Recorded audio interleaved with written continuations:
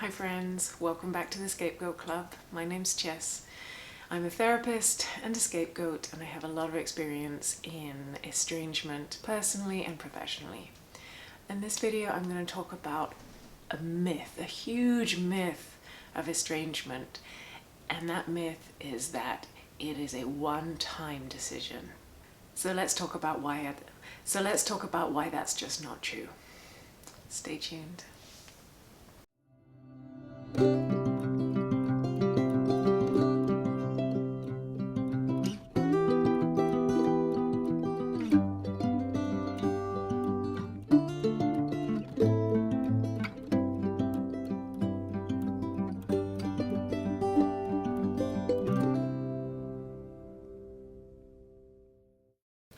Hi friends, welcome back. So as I said, I'm a therapist. I'm trained in complex trauma. I'm trained in narcissistic families, in complex PTSD.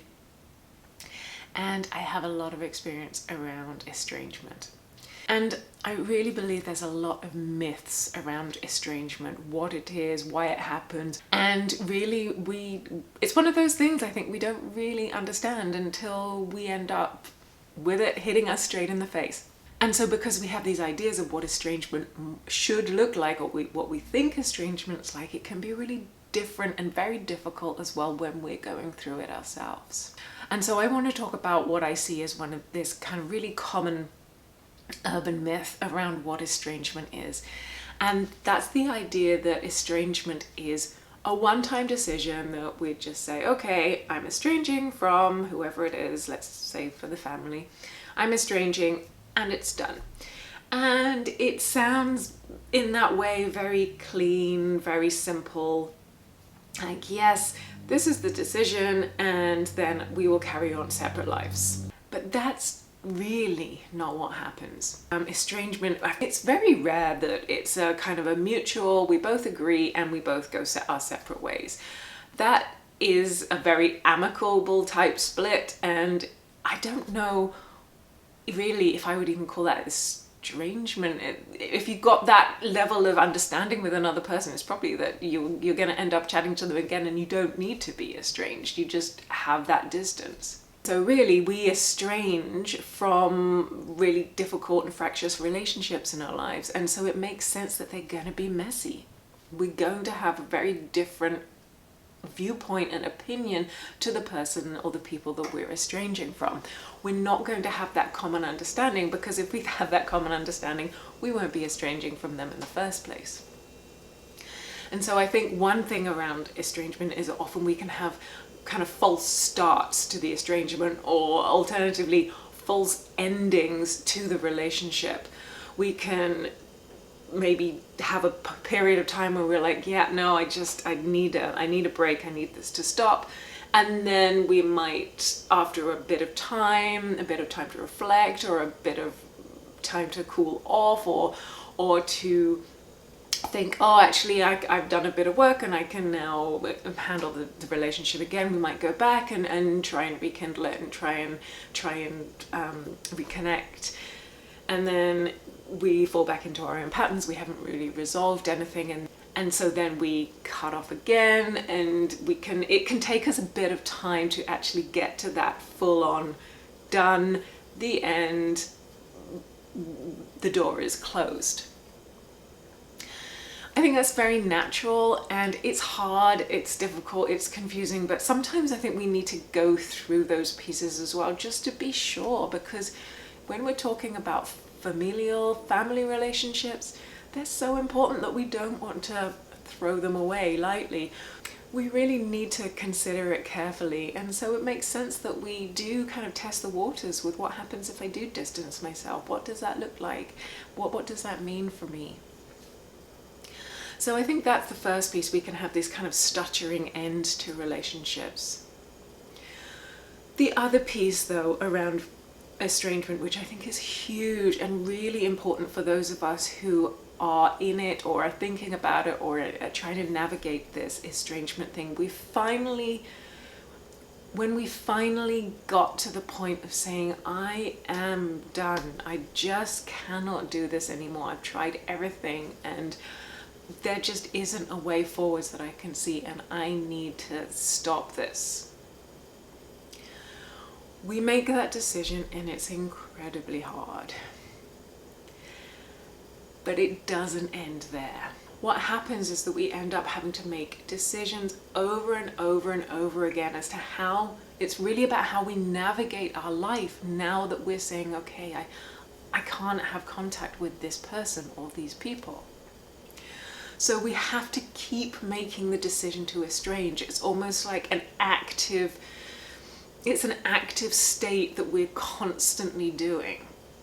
We're constantly reminding ourselves of, oh yeah, I need to make that decision to end that relationship in our lives. Over time it does reduce, but I think especially in the beginning, it can be really, really confusing and hard those first couple of years, because we're navigating life through a new lens without these important people or this important person in our lives. And so what can happen, say we say, okay, we're going no contact, we're exchanging, we're done. At some point, it's often that person will come back into our lives and ask us to reconsider, say that they don't agree, they haven't done anything wrong, whatever. They come back with a lot of reasons. We should be honoring the family, it's a bad thing to estrange, we should try and reconnect, blah, blah, blah. So again, we have to almost remake that decision, because I think so many of us that do estrange really think carefully about it, and so we consider what those people are saying to us, or that person says, we're considering what they're saying, and then we have to almost remind ourselves, okay, yeah, they say these things, but actually they don't, it's not really genuine, or they changed their mind, or when I tried that before it didn't happen, or actually the thing that made me estranged was so bad that it's not worth it. Whatever they're saying to me is not gonna make up for the risk of going back. So we have to remake the decision.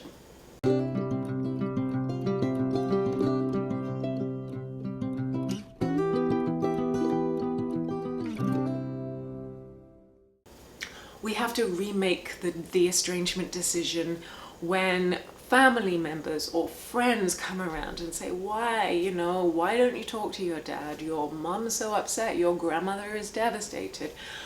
Why won't you just speak? Why can't you just do these things? Will you reconsider?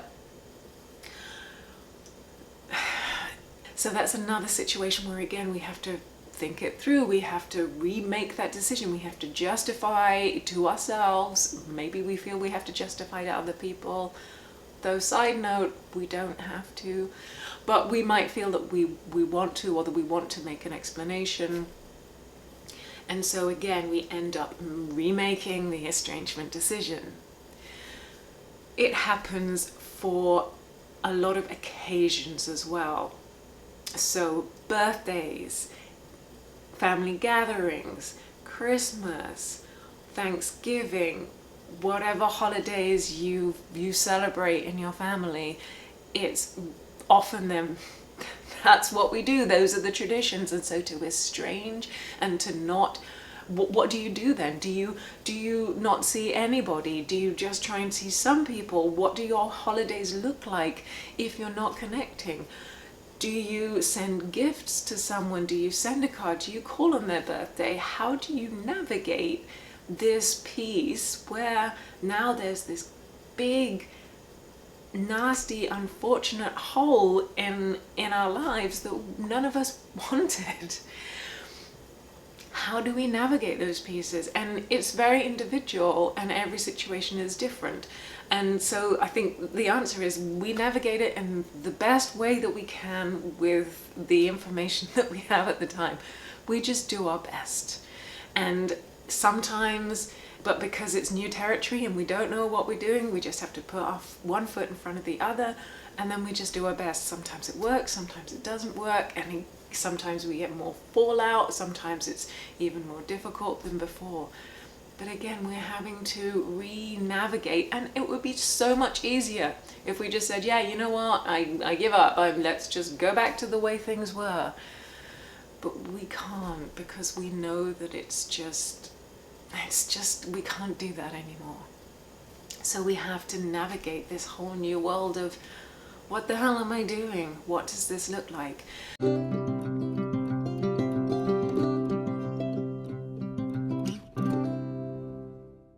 then of course there's that piece of, what do we say when someone asks us about our family, or we're in a social situation and you know, family often comes up. What do we say?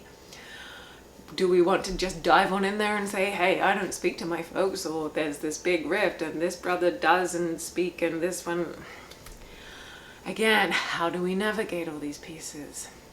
And then sometimes we get to this space where we've had a long break and we've done a lot, maybe we've done a lot of therapy, we've moved our lives into a really good place, and we think, oh, I'm okay now, I'm good, maybe I can handle that person in my life.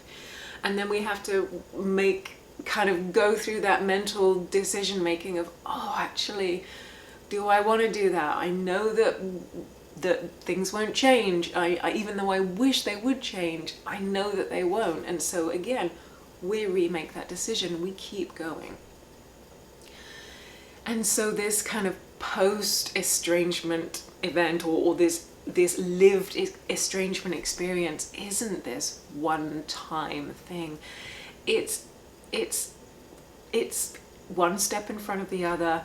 I heard a good analogy. It's almost like building a wall brick by brick. Every time we make a decision, we're like, no, I'm reinforcing the fact that I can't have this difficult relationship in my life.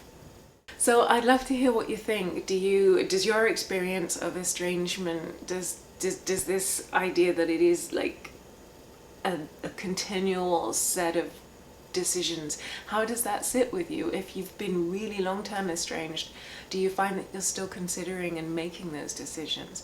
Does it get easier? Does it get harder? What do we do when one of those, say one of these, somebody dies, and how do we navigate that piece? Does that kind of change the estrangement situation?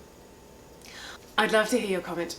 Please drop me a line below. Thank you so much for spending just a little bit of time with me today. As always, I just really appreciate you all, and I wish, whatever you're dealing with, I wish you safety. Please be safe. Please make good decisions. Even if it's really hard and you have to keep making these estrangement decisions, though, it's better to be in control of our own decisions and in a healthy life and healthy relationships than in abusive ones.